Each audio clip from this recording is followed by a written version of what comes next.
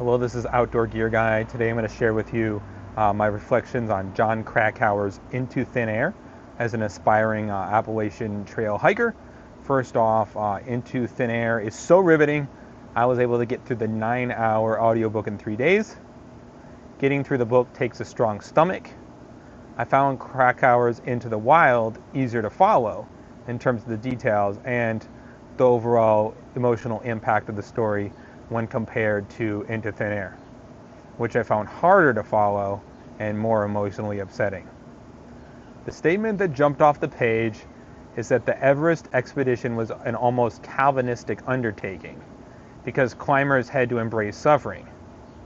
This was surprising because I think of my wilderness pursuits as hedonistic, or the pursuit of pleasure, as I get endorphins from carrying a heavy pack and logging a lot of miles.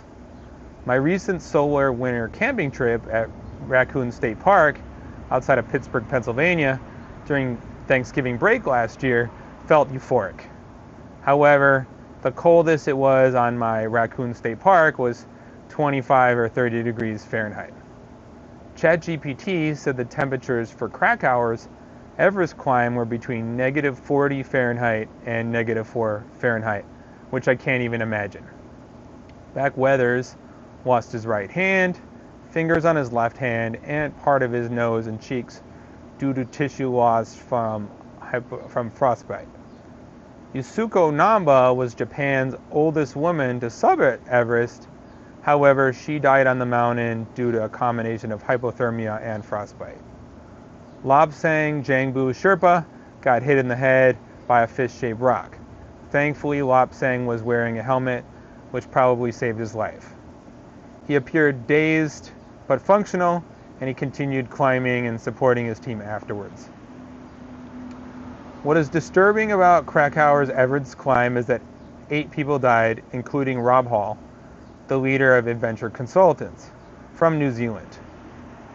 Hall was an extremely experienced climber, and he had reached the summit of Everest 5 times in the past. Scott Fischer, the leader of Mountain Madness, died, and he had summited Everest in the past without oxygen. Yasuko Namba had summited 6 of the 7 summits before Everest. Andy Harris, a guide with Adventure Consultants, died on the expedition with John Krakauer. Harris had summited Everest with Hall the previous year. Even though I will never climb Mount Everest, Krakauer's Into Thin Air taught me that hubris is a killer when it comes to expeditions in the wilderness. Krakauer saw experienced outdoorsmen get their asses handed to them. This is why I am sharing the following excerpt in an attempt to protect you from serious harm on your Appalachian Trail journey. In The Things You Find on the Appalachian Trail by Kevin Runolfson, Chapter 10, New Hampshire Brings Dad But Takes Rufus, is particularly useful.